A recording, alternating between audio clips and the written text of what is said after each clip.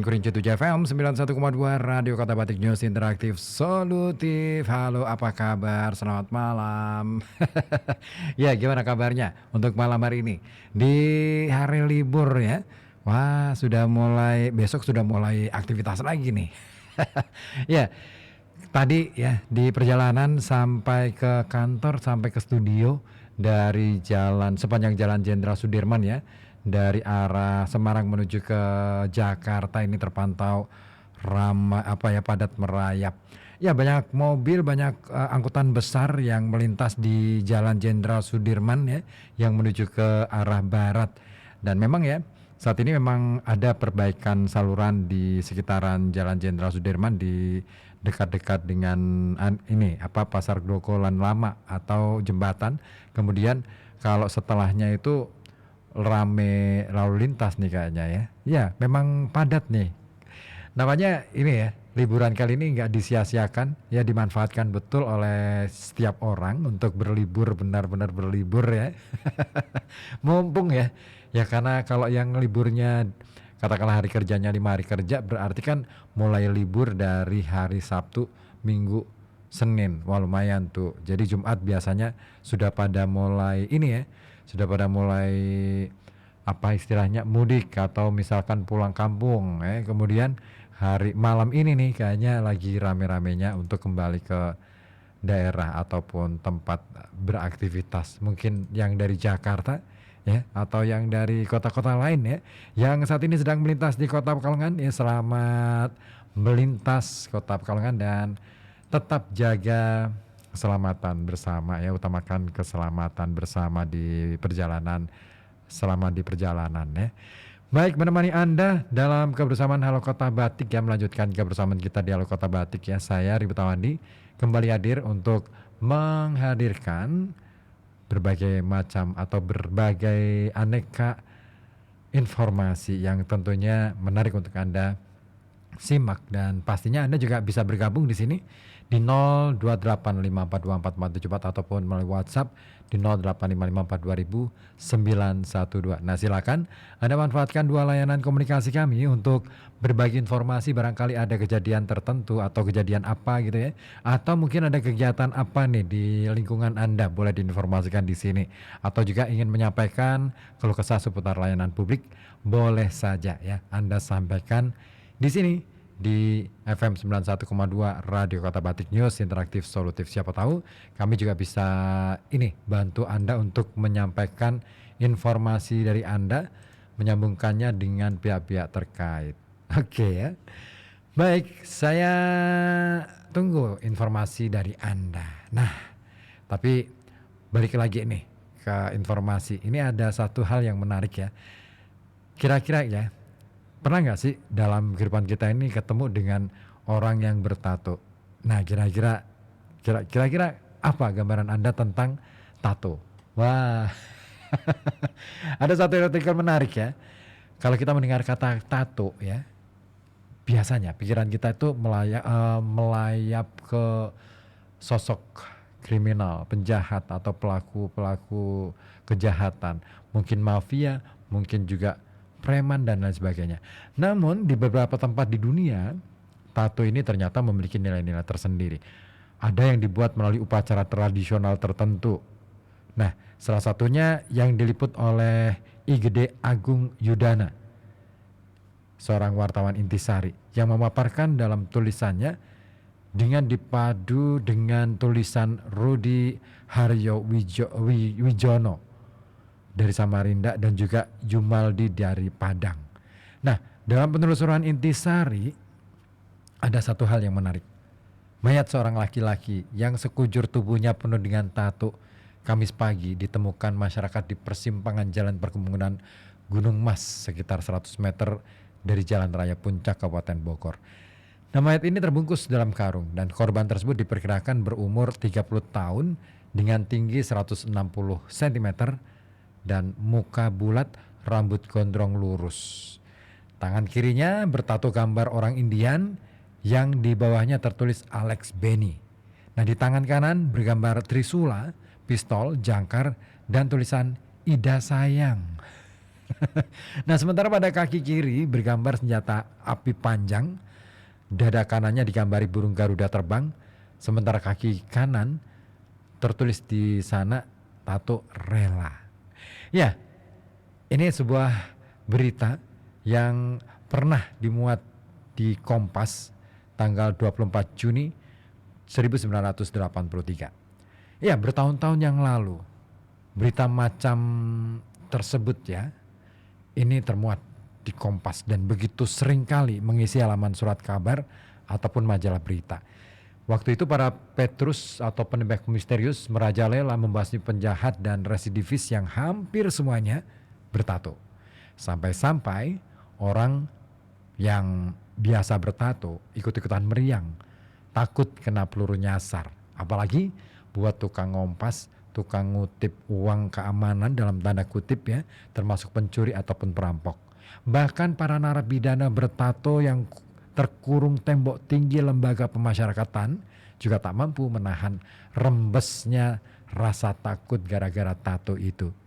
Nah, terutama yang sudah dekat hari pembebasan. Mereka akhirnya mencoba menghapus goresan-goresan tato di tubuhnya dengan kuku-kuku jemari mereka. Nah, akibatnya banyak di antara mereka yang menderita infeksi. Ya, tato waktu itu ini seakan identik dengan tindak kriminal sehingga tato menimbulkan kesan hitam legam. Nah, zaman Petrus tentu sudah lewat. Orang-orang bertato, siapapun dia, tidak lagi dikejar-kejar rasa takut dan kini tidak ada lagi alasan untuk takut hanya gara-gara tato. Kenapa? Karena tato memang tidak jahat, bukan pula simbol kejahatan. Yang bisa jahat itu adalah orangnya, manusianya. Ya, seperti diungkapkan oleh Bram Ibrahim, salah seorang karyawan di perusahaan swasta berusia 33 tahun. Dia mengatakan bahwa dirinya merasa soal perilaku nggak ada hubungannya dengan tato. Karena banyak juga orang yang tidak benar yang nggak ada tatonya. Itu kata dia. Yang pasti punya tato ada enaknya, ada juga tidaknya. Nah, di lingkungan keluarga, seperti diakui oleh Bram, istrinya sesekali mengeluh bila Bram hendak menambahkan rajahan pada tubuhnya. Nah, sementara itu kata dia nih ya, kalau naik bus dan kebetulan duduk bersebelahan dengan seorang perempuan, tadinya biasa saja. Begitu tahu kalau Bram ini punya tato, langsung tasnya dipegang kenceng-kenceng. Nah, itulah pengalaman Bram. Lain lagi pengalaman Peser saat diwawancarai pada tahun 1993. Usianya pada waktu itu 54 tahun. Dan dia adalah suhunya para pentato. Nah, tato menurut dia bisa mengurangi kepercayaan orang terhadap pemakainya. Misalnya, kalau dia bekerja, tidak akan dipercaya menangani keuangan. Coba kalau nggak ada tato, kata dia. Nggak akan begitu kan, katanya. Ya, itulah ungkapan dari Peser belasan tahun silam. Yang sudah menggeluti dunia tato puluhan tahun yang lalu. Nah, sementara enaknya punya tato antara lain mudah dikenali orang. Ya, seperti dikatakan Bram, bisa jadi semacam trademark tato itu. Kalau ada orang yang nanya, di mana Bram? Bram yang mana? Oh, Bram, tato. Sudah tidak ada, tidak salah lagi, pasti itu dia. Dan menurut penuturan Wahyu, ketika itu umurnya 36 tahun, yang juga tukang ngerajah, tukang tato, kata dia tato ini bisa memudahkan petugas melacak pelaku kejahatan.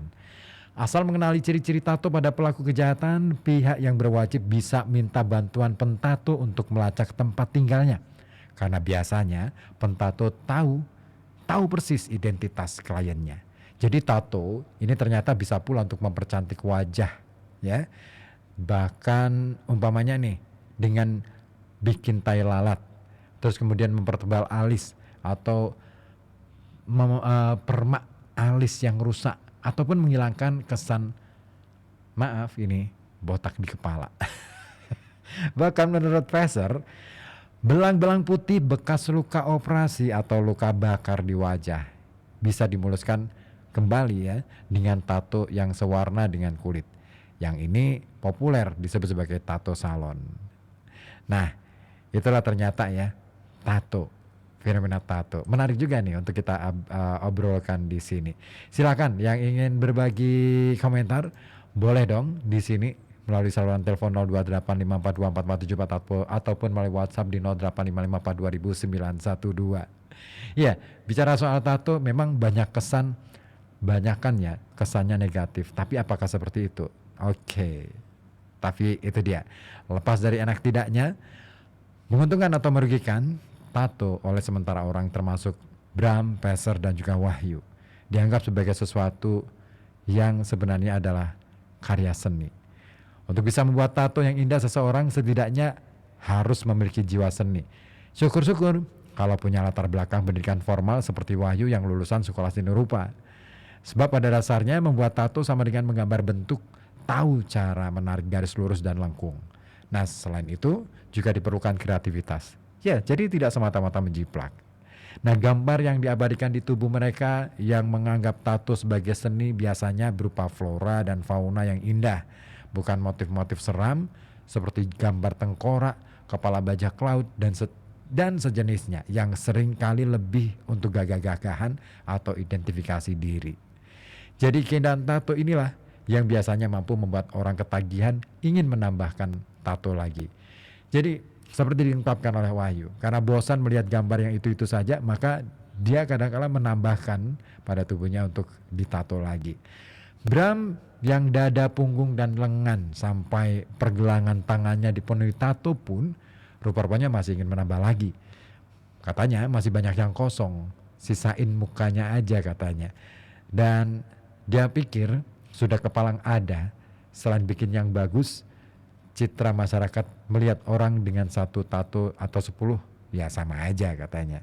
Dan ibarat menanam sebutir biji pare, kata Peser. Biji ini akan tumbuh menjalar kemana-mana. Begitu pula tato. Orang cenderung ingin menambahkan tato di tubuhnya. Kalau nggak menyesal, nggak jadi masalah. Tapi kalau menyesal, seumur hidup akan menderita. Ya karena itu, Wahyu maupun Peser akan meminta klien sebelum ditato ya, yang masih berkulit mulus untuk menimbang-nimbang dulu sebelum memutuskan bertato. Ya, itulah tato. Lalu bagaimana sejarah tato? Oke, saya akan bahas bersama Anda di perjalanan Halo Kota Batik. Jadi jangan kemana-mana, tetap di sini di FM 91,2 Radio Kota Batik News Interaktif Solo dengan penuh semangat ya. Baik, saya masih akan bersama Anda sampai pukul 12 malam nanti ya. Dan nanti pada pukul 10 malam kita akan bareng-bareng lagi di Wedangan ya.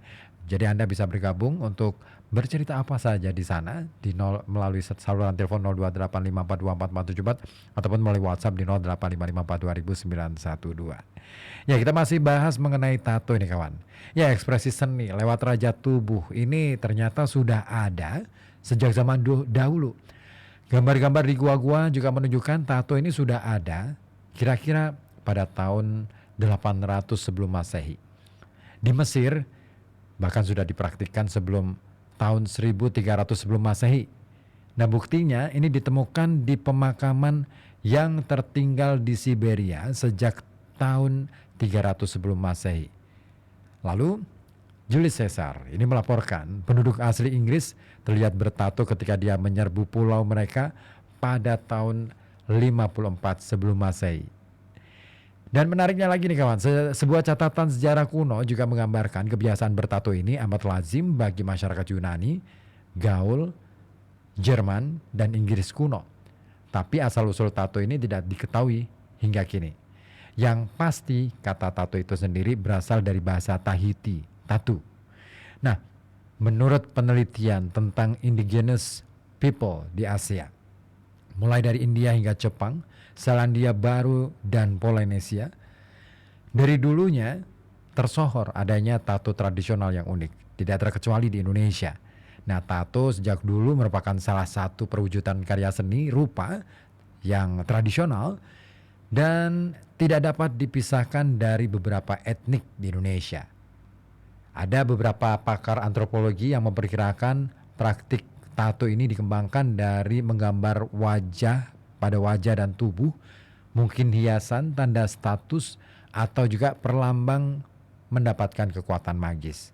Ada pula yang berpendapat tato merupakan satu bentuk adat masyarakat tertentu berkenaan dengan upacara siklus hidup seseorang, melampaui saat-saat krisis, keadaan gawat penuh bahaya, dan nyata maupun gaib. Di pulau-pulau Marquesa, gugusan pulau di lautan Pasifik Selatan ya, tato ini merupakan tanda kehormatan dan status baru. Tato juga dihadirkan sebagai perlambang kejantanan dan keperkasaan. Dan tercatat betapa Pangeran Wales yang merupakan Raja Edward ke-7 ya, tidak malu mentato dirinya. Begitu juga dengan Raja George ke-5 dan Pangeran Philip dari Edinburgh dan juga Raja Frederick dari Denmark serta Nyonya Randolph Churchill ini memiliki tato pada tubuhnya. Orang-orang Papua New Guinea Timur juga menghargai tato pada gadis sebagai tanda kecantikan dengan maksud untuk menarik pria tentunya.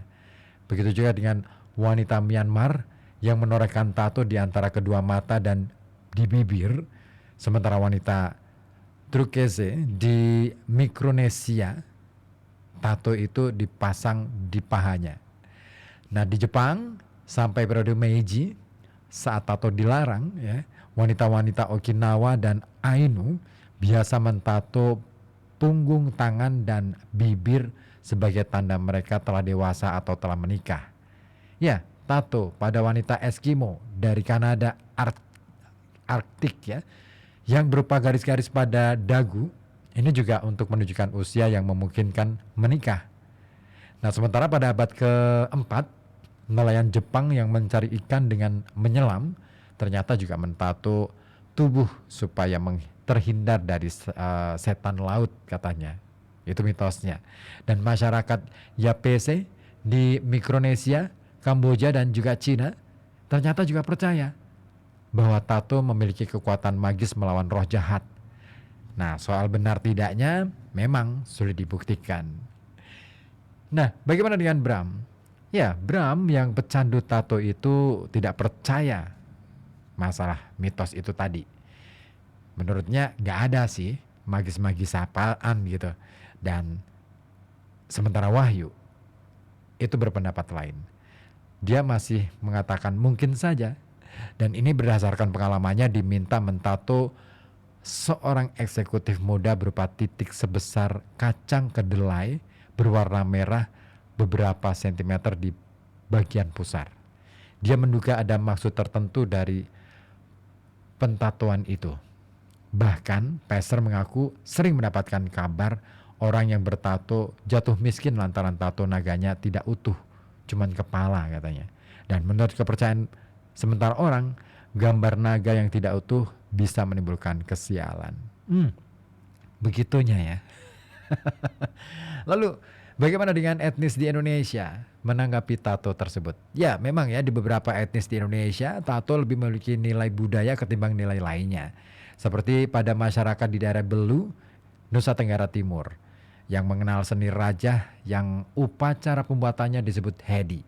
Dilakukan terutama pada remaja putri yang menginjak usia dewasa. Kemampuan orang tua melakukan upacara hedi ini ternyata menentukan harga diri seorang wanita. Nah, biasanya kaum pria lebih suka melamar gadis yang tubuhnya telah dirajah. Dan wajar kalau kemudian ada wanita yang rendah diri lantaran belum dirajah. Sementara itu di masyarakat Dayak, sebagian besar dari mereka juga sangat akrab dengan tato. Pada suku Dayak Iban misalnya merajah tubuh ini merupakan monopoli kaum pria. Sementara pada suku Dayak Kenyah, Kayan, Auheng, Bahau dan juga kaum wanitanya ini juga mengenal tato. Nah, sementara kaum pria beberapa suku Dayak tadi mengenal tato sebagai simbol kejantanan. Dan tato seringkali menjadi bukti ekspedisi perang mengayau ya yang pernah diikutinya. Ya, seseorang yang belum boleh merajah tubuhnya bila belum pernah mengikuti adat mengayau. Dengan begitu, selain mengandung simbol kejantanan, tato diyakini sebagai simbol dari status sosial. Namun dalam kehidupan orang Dayak Kenya, Auheng dan Kayan, alasan utama kaum wanita merajah tubuhnya dengan tato itu ternyata untuk mempercantik diri. Biasanya dibuat pada jari tangan, pergelangan tangan, dan juga kaki. Nah, lebih dari itu, motif kerajaan pada kaum wanita ini juga menunjukkan kedudukan sosialnya. Dan bagi suku Dayak Auheng, seorang perempuan yang belum meraja tubuhnya ini belum diperbolehkan menikah. Seperti dikatakan oleh Hanyek Majai, seorang tetua suku Dayak Auheng pada tahun 1993.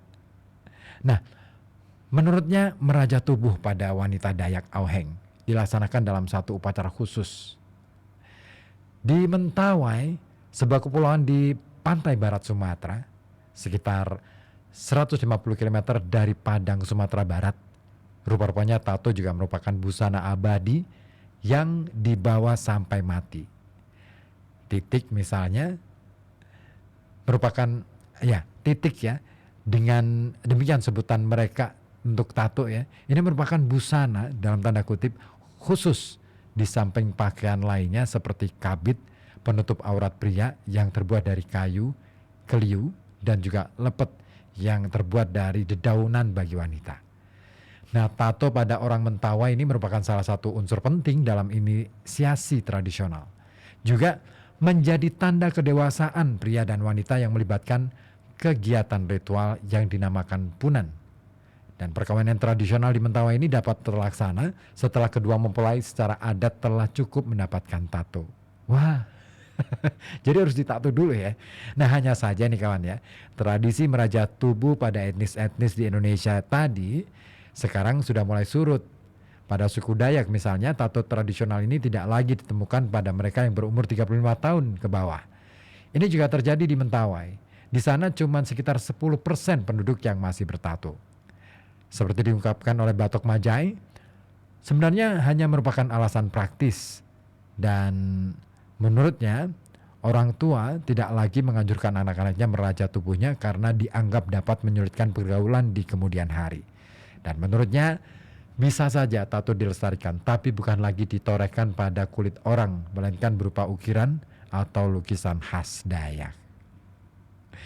Itu di Indonesia. Nah, di luar negeri kayak apa ya? Makin seru aja sih ngomongin soal tato. Nah, Anda yang punya pengalaman pernah pasang tato, boleh dong berbagi di sini di 0285424474 ataupun melalui WhatsApp di 0855420912 ya. Oke, ditunggu pokoknya informasinya di sini di 0285424474 ataupun di 0855420912.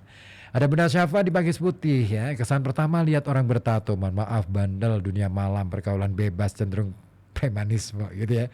Karena udah lihat sendiri tetangga yang bertato itu suka mabuk katanya. Pernah juga bolak-balik masuk bui dan itu banyak teman-temannya yang kayak gitu. Bahkan kadang ada cewek, ada yang juga ceweknya, miris gitu katanya. Ya memang ya, di satu sisi kadangkala itu dia ada penyalahgunaan gitu ya. Kalau kita berpikirnya sebagai tradisi sebenarnya ini bagus banget, tetapi di sisi lain kadangkala selalu ada sih ya dua sisi yang berbeda. Ya samalah ya dalam hal apapun di dunia ini. Baik, saya masih akan bersama Anda di sini di perjalanan Halo Kota Batik, dan terima kasih juga Ja'far di Kalilembu Karangdadap ya atas atensinya. Oke, dilanjut lagi. Ada yang minta Noah nih, Kau Udara Bagiku. Siapa yang tadi minta? Dimus di Karanganyar ya. Oke, simak doa. Siap buat dengerin suara generasi kita di Youth Speak Up. Setiap Senin jam 7 sampai jam 8 malam di Radio Kota Batik. Kita bakal bahas topik seru yang bikin kamu mikir, tertawa, dan terinspirasi. Jadi, kalau kamu mau dengerin suara inspiratif anak muda Pekalongan, stay tune di 91,2 FM atau streaming langsung di YouTube Radio Kota Batik. Youth Speak Up, saatnya yang muda yang bicara. Bro, aku kuwi pengen ngerti sekabehane tentang hal-hal sing ono hubungane karo kotane dhewe, Pekalongan. Lah contone kuwi koyo opo sing pingin kowe reti? Yo koyo hal layanan publik, administrasi pemerintahane, terus data utawa informasi, kaya bangsane informasi publik, transparansi pengelolaan anggaran daerah, terus juga ngrungokke siaran radio Kota Batik FM, nonton siaran Batik TV, karo maca berita-berita sing ana sangkut paute karo Kota Pekalongan. Walah, nek pancen pingin ngerti sakabehane karo Kota Pekalongan kuwi, saiki gampang bro, tinggal klik bae nganggo Mbah Google. Ya kuwi smartcity.pekalongankota.go.id. Satu solusi untuk Anda yang ingin mengakses informasi atau layanan pemerintah Kota Pekalongan. Kini aplikasi Smart City hadir untuk memenuhi kebutuhan Anda. Melalui aplikasi Smart City, maka kita bisa mengakses dengan mudah untuk segala layanan digital yang berkaitan dengan Kota Pekalongan. Dengan fitur PWA atau Progressive Web Application, maka kita bisa bekerja pada perangkat apapun, responsif terhadap desktop, mobile, atau tablet, serta menginstal aplikasi Smart City ke layar perangkat tersebut pada berbagai sistem operasi seperti Android, iOS, Windows, ataupun Linux tanpa perlu mengunjungi App Store. smartcity.pekalongankota.go.id mentransformasi dan memudahkan akses layanan digital publik di Kota Pekalongan. Punya karya puisi, cerpen, atau esai, atau rekaman pembacaan puisi, rekaman pembacaan cerpen, atau juga rekaman musikalisasi puisi kamu. Kirimkan saja ke Koja Sastra. Alamatkan ke email kojasastra@gmail.com. Karya kamu akan dibaca dan diulas di Koja Sastra. Simak acaranya hanya di FM 91,2 Radio Kota Batik setiap Kamis pukul 19 sampai 21.00. Kamu juga bisa pantengin via live streaming di channel YouTube Koja Sastra. Dengan ilmu pengetahuan, kita bangun peradaban. Dengan teknologi, kita bangun kemajuan. Dan dengan sastra, kita bangun kehalusan budi dalam berkebudayaan. Salam sastra, salam Koja Sastra.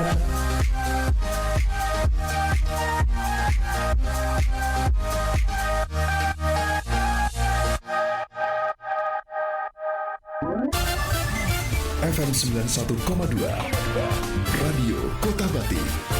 Radio Kota Batik. Ya, FM 91,2 Radio Kota Batik, News Interaktif Solutif. Dan terima kasih yang sudah bergabung melalui live streaming di Facebook. Ada Muhammad Nasruddin Rahmat nih ya. Hehe, Pak dosen. Gimana kabar ya? Semoga aja sehat selalu bersama keluarga ya. Dan bahagia pastinya, dan rezekinya lancar juga. Thank you, thank you, thank you. Aduh, kalau lagunya nggak masuk nih dalam list. Kalau malam-malam ini ya, jam-jam segini itu lagunya antara tahun 2003 sampai 2012 Pak dosen. Tapi apapun deh ya, nanti ya saya coba untuk munculkan yang bagus-bagus deh untuk Pak dosen spesial ya. Dosen idaman gue nih, idola banget ya. Respect kakakku ya. Oke, ucapannya semoga kru RKB pada sehat-sehat semua, rezeki lancar dan bahagia serta semangat selalu. Iya dong ya. Biarpun hari libur tetap semangat kita. Ya kan? Karena apa? Kalau nggak semangat, loyo dong. Oke, siapa lagi nih di 0285424474 boleh ya. Kalau misalkan ada yang mau gabung, atau di 0855420912 boleh juga. Pokoknya boleh ya. Oke. Nah, ngomongin soal tato, balik lagi ngomongin soal tato ini kawan ya. Menarik sih sebenarnya kalau kita bicara tentang tato, karena di hampir semua negara di belahan dunia manapun, tato pernah mewarnai sejarah peradaban manusia di seluruh dunia. Di Selandia Baru misalnya, suatu prosesi unik digunakan secara resmi dalam pentatoan serdadu Maori. Nah, masih ingat nggak video-video pendek orang-orang Maori. Wow, itu kan ada tatonya tuh ya di bawah bibir, terus kemudian apalagi itu banyak sekali. Nah, seniman-seniman khusus yang dinamakan tohunga ini menandai muka serdadu itu dengan tato kombinasi kurva dan spiral atau salah satunya. Nah, desain ini menjadi sangat penting bagi identitas seorang laki-laki. Motif tato paling kompleks dibuat di Kepulauan Marquesa di Polinesia. Pria dan wanita yang ditato khusus mereka yang memiliki status sosial tinggi. Dan terkadang seluruh badan seorang pria ini dipenuhi dengan jaringan gambar. Nah, pernah pula kepala, kelopak mata, dan bagian dalam bibir ini diberi ornamen tato. Desain abstrak orang Marquesa ini didasarkan pada sosok manusia dan objek yang digunakan sehari-hari. Sementara itu di beberapa suku di Amerika Selatan juga menggunakan gambar panah atau gigi dalam tato mereka. Dan mereka percaya gambar itu dapat menakut-nakuti roh jahat katanya. Lalu pria Myanmar ini ditato dari pinggang sampai lutut dengan gambar figur iblis. Kenapa? Karena ini untuk menghindarkan diri dari gigitan ular. Sementara di kucing ini dipercaya menambah kecerdasan pemakainya. Oh, gitu ya. Ya, motif tato pada suku Dayak Ngaju di Kalimantan Tengah ini banyak menyimbolkan simbol-simbol alam semesta. Nah, sementara pada orang Dayak Kayan dan Kenya, motif tato dikaitkan dengan kepercayaan mereka pada alam baka. Orang Dayak Punan dan Iban ini merajahkan gambar kepala naga pada leher sebagai lambang kejantanan. Sedangkan pada suku Dayak Auheng di Kalimantan Timur, selain kepala naga, juga ada motif asok atau anjing, kalajengking, dan juga bunga terong. Dan wanita suku Dayak Kenya, juga Auheng, ini biasanya dirajah pada tangan dan kaki dengan motif garis dan bunga untuk menggambarkan kedudukan sosial seorang perempuan. Dan motif ini merupakan manifestasi simbol para dewa. Di kalangan orang Dayak Otdanum dan juga Ngaju, kaum lelakinya ini merajah seluruh badan, lengan, dan kaki dengan motif sulur-sulur. Desain yang hampir sama dapat pula ditemukan pada orang Dayak Iban. Yang uniknya lagi, suku Dayak Bekatan ini juga merajah wajah mereka.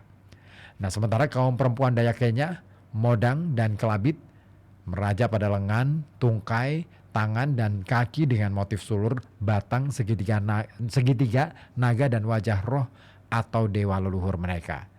Dan ini dia, hasil rajahan itu diyakini sebagai bagian dari seni mempercantik diri pada zaman dulu. Tapi lagi-lagi saat ini sulit menemukan tato tradisional tadi. Yang ada biasanya tidak lagi bermotif khas Dayak. Kecenderungannya lebih ke motif kontemporer. Misalnya gambar jantung hati atau inisial nama pacar, atau juga gambar jangkar dan lain sebagainya. Itu pun hanya ya untuk gagah-gagahan, ya kan? Nah, itu yang diungkapkan oleh Hipok Jau, seorang kepala adat suku Dayak Bahau di Long Hubung, Kalimantan Timur. Dan para turis dari mancanegara ini seringkali kecewa.